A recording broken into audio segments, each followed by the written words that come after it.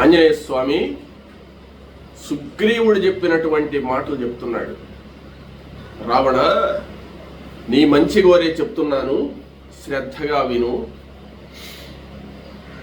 అయోధ్య నగరాన్ని దశరథ మహారాజు పరిపాలిస్తూ ఉన్నాడు. ఆ దశరథ మహారాజు సంతానం లేకపోతే అశ్వమేధయాగము పుత్రకామేష్టి చేశాడు. ఆ యజ్ఞ ఫలితంగా ఆయనకు 4 కుమారులు పుట్టారు. రామ, లక్ష్మణ, భరత, శత్రుఘ్నులు. వాళ్ళు పెరిగి పెద్దవాళ్ళైన తర్వాత ఆ రామచంద్రమూర్తి జనక చక్రవర్తి యొక్క కుమార్తె అయినటువంటి సీతాదేవిని వివాహం చేసుకున్నాడు. తరువాత రామ పట్టాభిషేకం జరగబోయే సమయంలో కైక వరాలు కోరినందువల్ల తన తండ్రి యొక్క అనుమతితో, ఆజ్ఞతో వనవాసానికి బయలుదేరాడు. బయలుదేరి సీతా లక్ష్మణ సమేతుడై వనవాసం చేస్తూ 14 సంవత్సరాలు వనవాసం చేయాలని చెప్పి వనవాసానికి వచ్చాడు. ఆ వనవాసంలో దండకారణ్యంలో ఉండగా ఆ సీతను నీవు అపహరించావు. సీతను నువ్వు అపహరించిన తర్వాత రామలక్ష్మణులు సుగ్రీవుడితో స్నేహితం చేసుకున్నారయ్యా. సుగ్రీవుడు ఎవరో నీకు తెలుసు. వాలి యొక్క బలపరాక్రమాలు నీకు తెలుసు. వాలితో నువ్వు స్నేహితం చేసుకోనున్నావు. రావణ, ఎందుకు చెప్తున్నానంటే ఈ విషయం అంతా, వాలి యొక్క బలపరాక్రమాలు నీకు తెలుసు. వాలి ఒకానొక సందర్భంలో చతుస్సముద్రముల యందు సంధ్యావందనం చేసేటప్పుడు నీవు వెనకతట్టుగా వెళ్ళి వాలిని సంహరించాలని పోతే వాలి తన యొక్క సంకల్లో నిన్ను ఇరికించుకుని 4 సముద్రాల్లో సంధ్యావందనం చేసి కిష్కిందా నగరానికి వచ్చి వదిలేసిన తరువాత వాలి యొక్క పరాక్రమాన్ని నీవు గమనించి వాలితో స్నేహితం చేసుకుని ఏం చెప్పావంటే, దారా పుత్ర పురం రాష్ట్రం భోగాచ్ఛాదన భాజనం సర్వమేవా విభక్తన్నో భవిష్యతి హరీశ్వర అని స్నేహితం చేసుకున్నావు. వాలి యొక్క పరాక్రమం నీకు తెలుసు. అటువంటి వాలిని ఒకే ఒక్క బాణంతో సంహరించాడు రాముడు. కాబట్టి రాముణ్ణి నువ్వేం చేయగలవు? కాబట్టి ఆ రాముడి యొక్క పరాక్రమాన్ని నీకు గుర్తు చేయడానికిగా సుగ్రీవుడు చెప్తున్నాడయ్యా. నీవు సీతాపహరణం చేశావనేటువంటి విషయాన్ని తెలుసుకొని నీ వద్దకు రాయబారిగా నన్ను పంపాడు. రావణ, మర్యాదగా నువ్వు సీతను రాముడికి ఒప్పజెప్పు, లేకపోతే నీ ప్రాణాలు దక్కవు అని తెలియజేస్తున్నాడు, హెచ్చరిస్తున్నాడు మా సుగ్రీవుడు. సుగ్రీవుడి దూతగా నేను ఆ వాక్యాలు, సుగ్రీవుని వాక్యాలు మీకు చెప్తున్నాను. ఇంకొక విషయం రావణ, మానవ మాత్రుడు రాముడేం చేస్తాడేమో అనుకుంటున్నావేమో. నీవు తపస్సు చేసి అనేక రకాలైనటువంటి వరాలన్నీ కూడా పొందున్నావు. ఎవ్వరి చేత మరణం లేకుండా పొందున్నావు. బ్రహ్మదేవుని గురించి తపస్సు చేసి దేవ, దానవ, యక్ష, రాక్షస, నాగ, కిన్నర, కింపురుష, గరుడాది ఎవరి చేత మరణం లేకుండా నీవు పొందినప్పుడు బ్రహ్మదేవుడు నీకొకటి జ్ఞాపకం చేశాడు, గుర్తుందా? ఏం రావణ, నరులు వానరుల విషయం మర్చిపోయినావు, అడగలేదే అని అడిగితే, ఆ నరులు వానరులు నన్నేం చేస్తారు, వాళ్ళ వల్ల నాకు ఏ హాని జరగదు, వాళ్ళు నన్ను చూస్తే భయపడి వెళ్ళిపోతారు, వాళ్ళు ఏం చేస్తారు నన్ను చెప్పి ఒక గర్వంతో పలికావు. కాబట్టి నీకు నరుల వల్ల వానరుల వల్ల మరణం తథ్యం. నేను ఆ వానర జాతికి చెందినటువంటి వాణ్ణి అని సుగ్రీవుడు చెప్పమన్నాడు. అదేవిధంగా రాముడు మానవ జాతికి చెందినవాడు. కాబట్టి ఆ నరుడు, వానరుడు అనేటువంటి వాళ్ళ చేత నువ్వు సంహరింపబడతావు. ఆ మానవుడు, ఆ వానరుడు ఇద్దరు కూడా స్నేహితం చేసుకోనున్నారని ఒక్కసారి గుర్తు చేయి. ఇంకా నీ బల పరాక్రమాలను గురించి నువ్వు ఇంకా గర్వంతో నన్ను ఎవరు ఏం చేయలేరు అనుకుంటున్నావేమో. ఆ మానవుడి యొక్క, ఆ మానవ బలాన్ని ఒక్కసారి నీకు తెలియజేస్తున్నాను విను రావణ. ఒకానొకసారి నీవు శివపూజా ధురంధరుడివై నదీ ప్రవాహం దగ్గర నీవు ఒకసారి శివపూజ చేస్తున్నావు. అదే నదిలో కార్తవీర్యార్జునుడు 1000 హస్తములు కలిగినటువంటి బాహువులు కలిగినటువంటి కార్తవీర్యార్జునుడు స్నానం చేస్తున్నాడు. స్నానం చేస్తూ తన స్త్రీలకు ఆ నది లోతు చాలలేదని తన చేతులు అడ్డం పెట్టి స్నానం చేపిస్తున్నాడు. వాళ్ళందరూ ఆ స్నానం చేస్తుండే సందర్భంలో నీవు పై భాగంలో దేవపూజ చేస్తున్నావు. ఆ నదీ ప్రవాహం అంతా కూడా పొంగి వచ్చి నీ శివలింగాన్ని ముంచేసింది.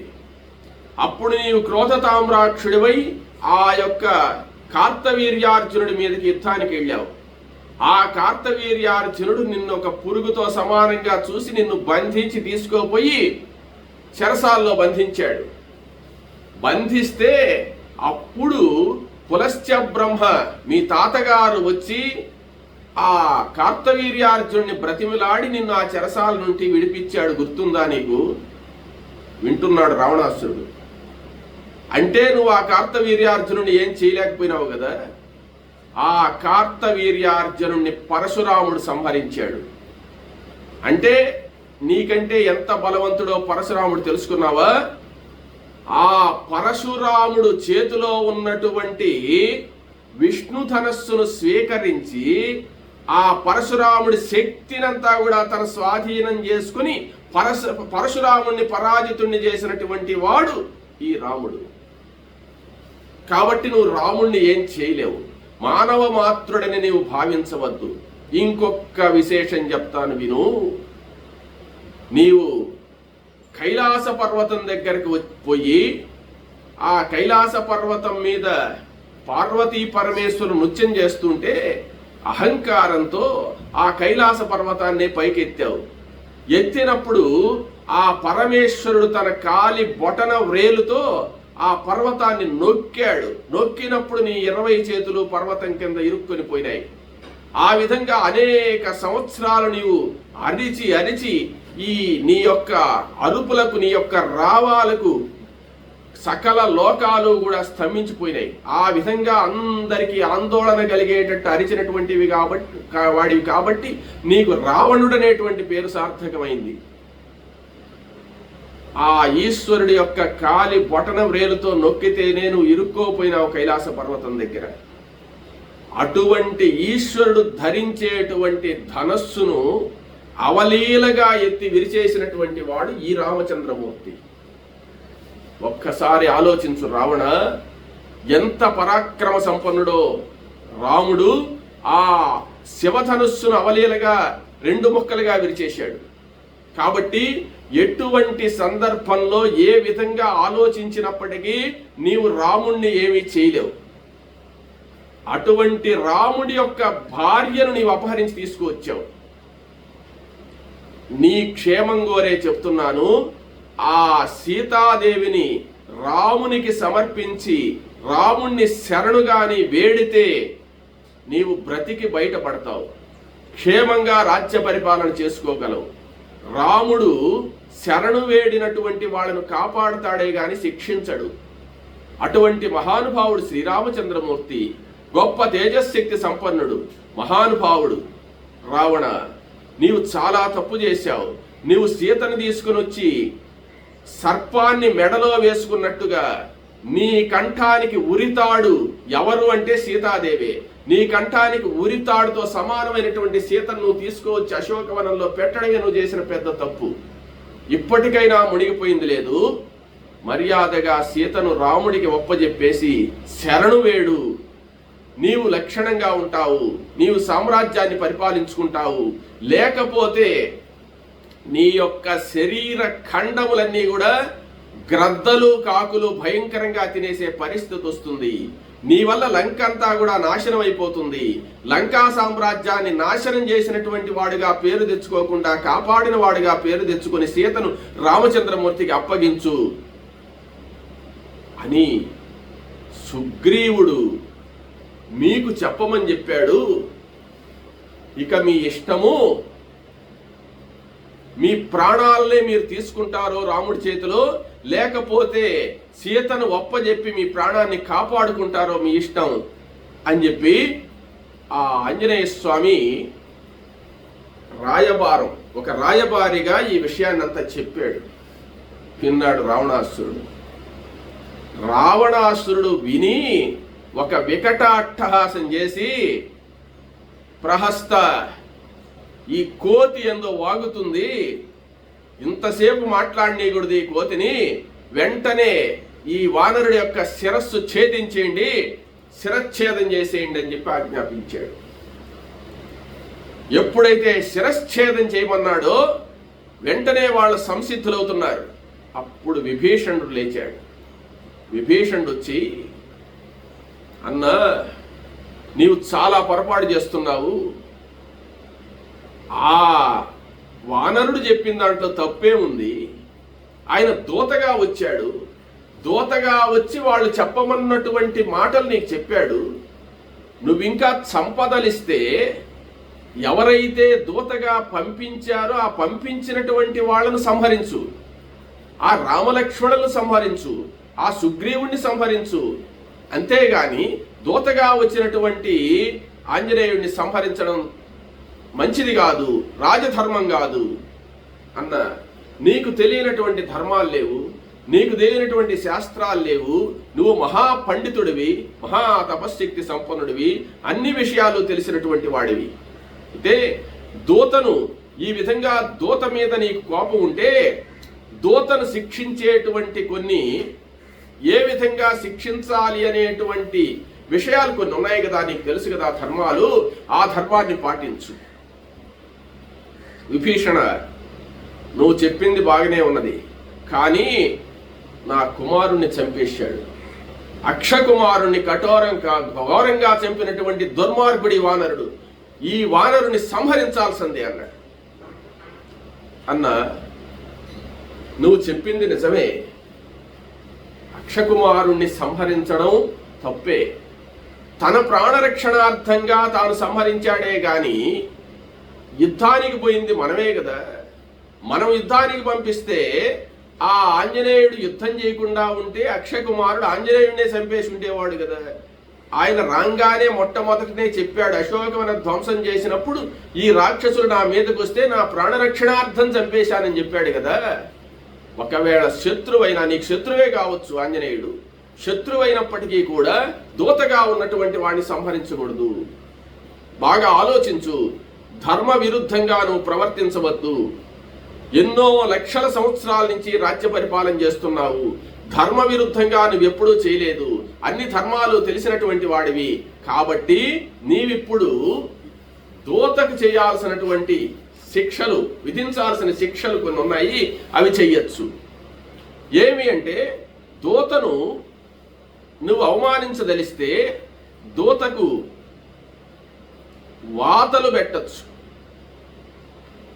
కొరడాతో కొట్టించవచ్చు, వికలాంగుణ్ణి చేయొచ్చు, ఏదో ఒక అవయవం తీసేయచ్చు, లేకపోతే క్షవరం చేసి గుండు చేసి పంపించవచ్చు.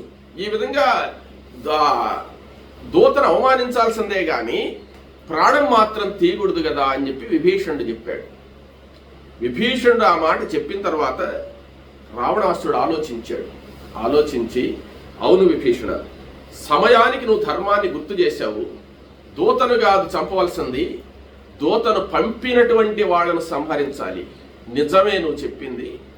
కాబట్టి వెంటనే ఈ వానరుడికి, వానర జాతికంతా కూడా తోక ప్రధానమైనటువంటిది కాబట్టి ఆ తోకను కాల్చేయండి.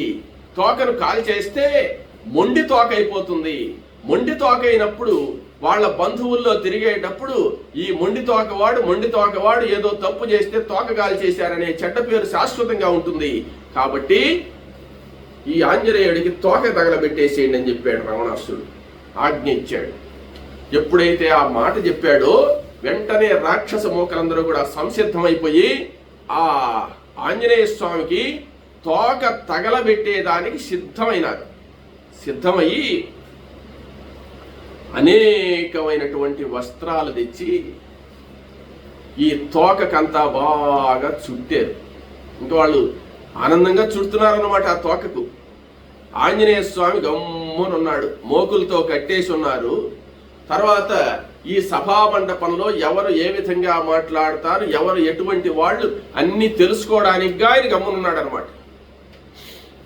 తోకంతా కూడా గుడ్డలు చుట్టారు, బాగా నెయ్యి పోసారు.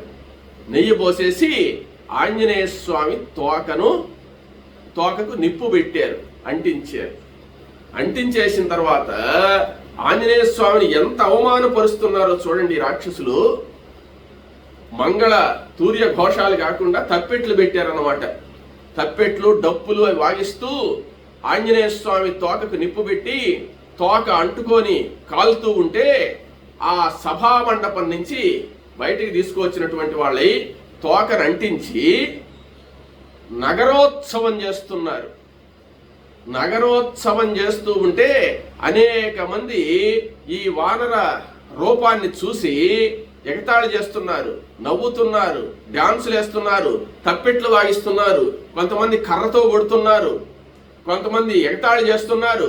ఇవన్నీ కూడా చేస్తూ డాన్సులు వేస్తూ ఇదొక విచిత్రమైనటువంటి జంతువు, అందరూ కూడా చూడండి, చారుడుగా వచ్చాడు మన లంకా నగరానికి, ఏ విధమైనటువంటి సన్మానం జరిగిందో చూడండి హో అని చెప్పి అందరినీ దండోరా వేస్తూ ప్రతి నగరంలో ప్రతి వీధిలో ఆంజనేయ స్వామి దిప్పుతున్నారు. తోక కాలుతూ ఉంది, మోకులతో కట్టేసి ఉన్నారు. ఇప్పుడు కొంతమంది రాక్షస స్త్రీలు చూశారు. చూసి నేరుగా పరిగెత్తుకుంటూ అశోకవనానికి పోయినారు. అశోకవనానికి పోయి సీతాదేవితో చెప్తున్నారన్నమాట, అమ్మా సీత, నిన్నెవరో ఒక వానరుడు నీతో మాట్లాడాడంటే ఎవరో నాకు తెలీదు, మీ రాక్షసమాయ, పాముల యొక్క పాదాలు పాములకే తెలుస్తాయి, మాకేం తెలుసు అని చెప్పి అన్నావే. ఆ వానరుడు ఈరోజు తోకంటిచ్చి తప్పెట్లు తాళాలతో నగరం అంతా ఉత్సవం చేస్తున్నారు, తోక అంటించేసి తగలబెట్టేస్తున్నారని చెప్పి ఎప్పుడైతే చెప్పారో సీతాదేవికి చాలా బాధేసింది. అయ్యో, ఒక్కగానొక్క ఆశ నాకుంటే ఆ ఆశను కూడా వీళ్ళు తగలబెట్టేస్తున్నారా అని చెప్పి బాధతో ఆమె ఏం చేసిందంటే, మంగళాభిముఖీ తస్యాసా తదాసీన్ మహాకపేః ఉపతస్తే విశాలాక్షి ప్రయతాహ వ్యవాహనం. అగ్నిహోత్రుని ధ్యానం చేసిందట. ఓ అగ్నిహోత్రుడా, నేనే కాని పతివ్రతనైతే, నేను ఎప్పుడూ రామచంద్రమూర్తి నామాన్నే స్మరించేదాన్నైతే, రామచంద్రమూర్తిని తప్ప పరపురుషుణ్ణి ఎప్పుడు కూడా మనసులో స్మరించని దానినైతే, సీతోభవ హనుమతః, ఆంజనేయ స్వామి తోక కాలకూడదు, నీవు చల్లగా ఉండాలి, ఆంజనేయుని యొక్క తోకను నీవు కాల్చకూడదని చెప్పి ఆమె అగ్నిహోత్రుని స్తోత్రం చేసి, అదే విధంగా అనేక శపథాలు చేసి, నేను ధర్మాత్మురాలనైతే, నేను ఎలాంటి తప్పు చేయని దాన్నైతే ఆ ఆంజనేయుడికి నీవు ఎటువంటి హాని చేయకూడదని చెప్పి అగ్నిహోత్రుని ప్రార్థించింది. అగ్నిహోత్రుని ఎప్పుడైతే సీతాదేవి ప్రార్థించిందో, ఆంజనేయ స్వామి తిరుగుతున్నాడు కదా, అప్పుడు దాకా వేడిగా ఉన్నటువంటి తోక ఆ అంటుకున్న దగ్గర చల్లగా మంచుగడ్డ మాదిరి అయిపోయిందనమాట. జ్వాల వస్తూ ఉంది, మండుతూ ఉంది, కానీ ఈయనకి ఎలాంటి హాని లేదు, చల్లగా ఉంది, హాయిగా వెన్నబూసినట్టుందన్నమాట. అప్పుడు ఆంజనేయ స్వామి ఉన్నట్టుండేందప్ప ఇంత చల్లగా అయిపోయిందే, ఏమో ఆ సీతారాములు స్తోత్రం చేస్తున్నారేమో నన్ను గురించి, లేకపోతే సీతాదేవి ఇచ్చినటువంటి చూడామణి నా దగ్గర ఉంది కదా, ఆ సీత రక్ష నా దగ్గర ఉంది కాబట్టి అగ్నిహోత్రుడు నన్నేం చేయడం లేదు అని అనుకుంటున్నాడు. ఇంతలో ఈ రాక్షస స్త్రీలందరూ కూడా పోయి ఆ సీతకు చెప్పారు. సీత అగ్నిహోత్రుడిని ధ్యానం చేసింది, ఆంజనేయ స్వామి తోక అంటుకో ఉంది, కానీ ఆంజనేయ స్వామికి మాత్రం సెగ తగలడం లేదు, చల్లగా ఉన్నది. ఆంజనేయ స్వామి సకల నా వీధుల్లో సన్న వీధుల్లో అంతా కూడా చూస్తున్నాడు. వీళ్ళు ఎన్ని ఎగతాళి చేస్తున్నా, ఎంత డప్పులు కొడుతున్నా, ఎంత పరిహాసం చేస్తూ ఉన్నా ఆంజనేయ స్వామి మనసులో ఒకటే ఉంది. ఏంటంటే ఈ లంకా నగరాన్నంతా కూడా బాగా పరిశీలించి ప్రతి వీధి ప్రతి ఇల్లు చూసి ఆ విషయాన్ని సుగ్రీవుడికి అని చెప్తే సుగ్రీవుడు సంతోషిస్తాడు. ఈ లంకా నగరాన్ని ఏ విధంగా ఈ దుర్గాన్ని మనం ఛేదించాలనే విషయాన్ని మనం ఆలోచించుకోవచ్చనే ఆలోచనలోనే ఉన్నాడు, కానీ వీళ్ళు చేసేటువంటి ఎగతాళి గురించి ఆయన ఆలోచించడం లేదు. అప్పుడు ఇలా తిరుగుతూ ప్రధాన ద్వారం దగ్గరికి, కోట గోడ దగ్గరికి వెళ్ళారు. కోట సింహ ద్వారం దగ్గరికి వెళ్ళారు. కోట ద్వారం దగ్గర దాకా తీసుకెళ్ళిన పాట అప్పుడు ఆంజనేయ స్వామి ఒక ఆలోచన చేశాడు. ఆయన ఆలోచన చేసిన సందర్భంలో ఏమనుకున్నాడంటే, ఏం చెయ్యాలి, వీళ్ళు తోకం తగలబెట్టారు, మరలా రావణాసుడి దగ్గరికి తీసుకెళ్తారా లేకపోతే ఇక్కడికి వదిలేస్తారా, ఏంది వీళ్ళ ఆలోచన అని అనుకుంటూ ఇక ఆలోచిస్తే లాభం లేదు, ఏదో ఒకటి చెయ్యాలా అనుకుని కోట ద్వారం దగ్గరికి వెళ్ళిన పాట, కోట ద్వారం కాదు, ఆ ప్రాకార ద్వారం దగ్గరికి వెళ్ళిన తర్వాత, నగర ద్వారం దగ్గరికి వెళ్ళిన తర్వాత అప్పుడు ఉన్నట్టుండి చిన్నవాడుగా అయిపోయినాడు.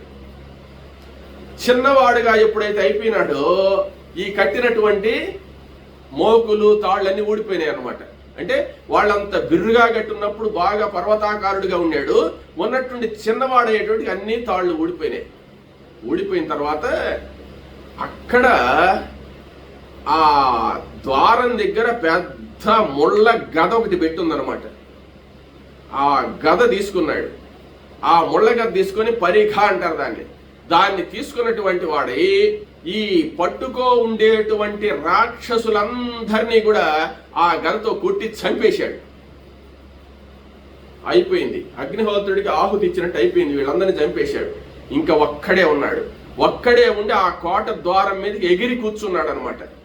ఎగిరి కూర్చొని అప్పుడు అనుకుంటున్నాడు, తోకేమో మండుతూ ఉంది, ఆహా ఇప్పుడు ఏం చేయాలి, నేను ఖాళీగా ఉన్నానే, ఏం చేస్తే బాగుంటుంది అని ఆలోచించాడు. అశోకవనాన్ని ప్రమదావనాన్ని ధ్వంసం చేసేసాను, అనేక మంది రాక్షసులను చంపేశాను, ఇంకా ఏం ధ్వంసం చేద్దామబ్బా అని ఆలోచిస్తే ఇంకా దుర్గాన్ని ధ్వంసం చేయాలి.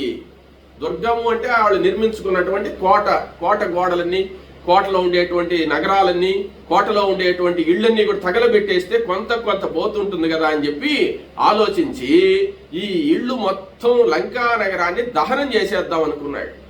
దహనం చేసేస్తాం అనుకుని అప్పుడు ఒక్కసారి రామచంద్రమూర్తిని స్మరించి ఒక్కసారి లంఘించి నగరంలోకి దూకాడు. దూకినటువంటి వాడై సుకుడి ఇల్లు, సారణుడి ఇల్లు, ప్రహస్తుడి ఇల్లు, దుర్ముఖుడి ఇల్లు, విద్యుజ్జకుడి ఇల్లు ఇంకా వరుసగా తగలబెట్టేసుకుంటూ వస్తున్నాడు అనమాట. వస్తూ ఉంటే ఇక్కడ ఏమైందంటే ఈ అంటుకున్న తర్వాత ఇళ్ళు, ఆ ఇళ్లల్లో ఉండేటువంటి వాళ్ళందరూ హాహాకారాలు చేస్తూ బయటికి బరిగిస్తూ ఉంటే వాళ్ళ శరీరాలన్నీ, వాళ్ళ వస్త్రాలన్నీ కాలిపోతున్నాయి కదా. కాలిపోతూ ఉంటే వాళ్ళు బాగా కొవ్వు పట్టున్నారు కాబట్టి ఈ అగ్నిహోత్రానికి ఇదంతా ఆజ్యం పోసినట్టు అయిపోయింది అనమాట. వాళ్ళ శరీరాల్లో ఉండేటువంటి కొవ్వునంతా కరిగిస్తూ ఇదే ఆహారంగా తీసుకుంటూ అగ్నిహోత్రుడు బ్రహ్మాండంగా విజృంభించాడు. సమయం కోసం ఎదురు చూస్తూ ఉన్నాడు అగ్నిహోత్రుడు, సమయం కోసం ఎదురు చూస్తున్నాడు వాయుదేవుడు. చూడండి, రావణాసురుణ్ణి చూస్తే గడగడ వణికిపోయేవాడు అగ్నిహోత్రుడు. రావణాసురుణ్ణి చూస్తే పెద్ద గాలి కూడా కొట్టేదానికి లేదు, మామూలుగా చల్లగా వాయువులు రావాలి లంకానగరం మీద, అంత భయపెట్టేసి ఉన్నాడు అష్టదిక్పాలకులను కూడా. అటువంటి వాళ్ళు సందర్భం కోసం చూస్తూ ఉన్నారు. రావణాసురుడికి దినాలు దగ్గరకు వచ్చాయి కాబట్టి ఇక ఏమీ పర్వాలేదు, రావణాసురుడు మనం ఏమీ చేయలేడు మన వలన అని చెప్పి ధైర్యం తెచ్చుకుని అగ్నిహోత్రుడు ఇదే అవకాశం కదా అని చెప్పి ఇళ్లను బ్రహ్మాండంగా తగలబెడుతున్నాడు. అగ్నిహోత్రానికి సహాయంగా వాయుదేవుడు వచ్చేశాడు. బాగా గాలి కొడుతుందన్నమాట. ఈ గాలి కొట్టే కొద్దీ ఇళ్ళన్నీ కూడా అంటుకోపోతున్నాయి. ఆ సందర్భంలో విభీషణుడి భార్య సరమ అనేటువంటి ఆమె సీతాదేవి దగ్గరికి వెళ్ళిందనమాట.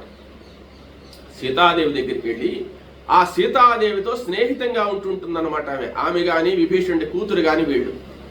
అప్పుడు అక్కడికి పోతే ఆ సరమ వెళ్ళిన తర్వాత సీతాదేవి బాధపడ్డది. అయ్యో, ఆంజనేయుణ్ణి తోక తగలబెట్టేశారు కదా, ఆ బిడ్డ ఏం చేస్తున్నాడు అని చెప్పంటే అప్పుడు సరమ చెప్పింది, అమ్మా నువ్వేమి ఆయన గురించి బాధపడద్దు, ఆయన సామాన్యమైనటువంటి వానరుడు కాదు, అక్కడ ఆయన్ను తగలబెట్టలేదమ్మా, ఆయన తగలబెట్టేస్తున్నాడు. మొత్తం చూడు ఒకసారి, ఆ లంకా నగరాన్ని అంతా కాల్చేస్తున్నాడు, ప్రతి ఇల్లు కాల్చుకుంటూ వచ్చేస్తున్నాడు, ఆయనకేమీ కాదు, ఎవరేం చేయలేరు ఆయన అని చెప్పి సరమ చెప్పింది.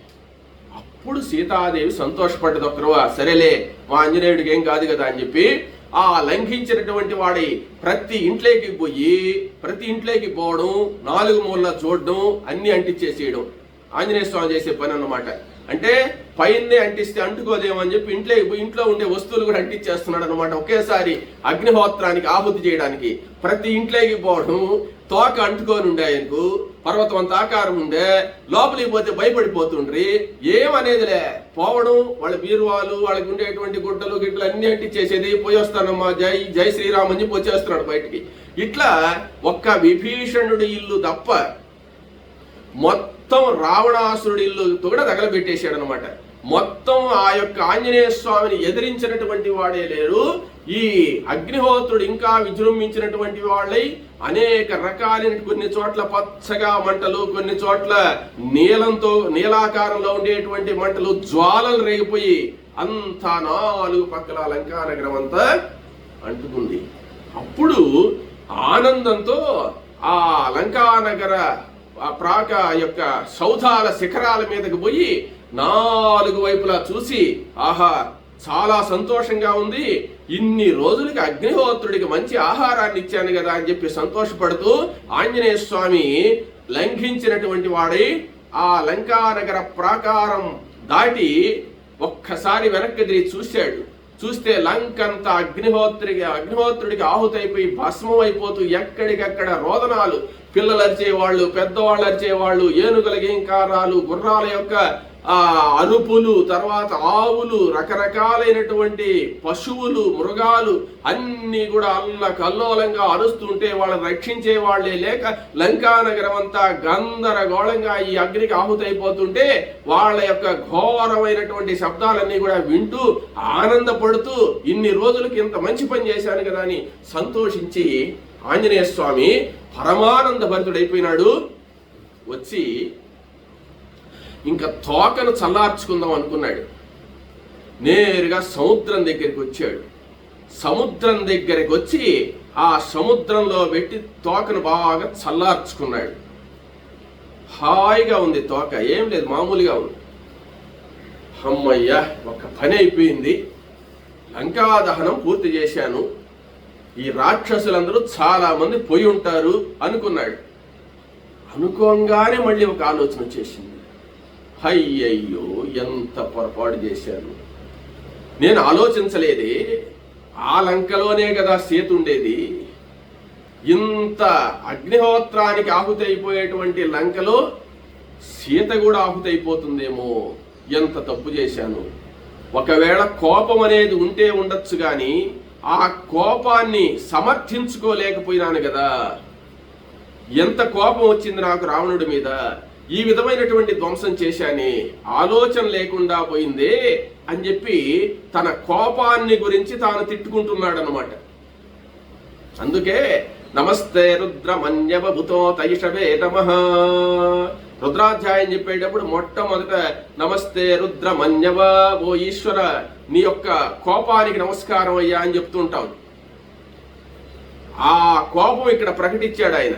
తన కోపానికి ఇది మొత్తం ఆహుతైపోతున్నదే, సీత కూడా దహనమైపోతే నేను ఏం కార్యాన్ని చేసినట్టు, నేను సముద్రాన్ని దాటి లంకానగరం అంతా శోధించి సీతను వెతికి సీత అచూకి తెలుసుకొని ఆ సీతాన్వేషణ అయిన తర్వాత ఆ శుభవార్త రామచంద్రమూర్తికి చెప్పాలని చెప్పిపోతూ ఈ పని చేశానే, అయ్యో సీతను వృధాగా చేశానే, ఇక నేను ఉండి ఏం లాభము, నాకు మరణమే తథ్యము, నేను మరణించడమే మంచిది.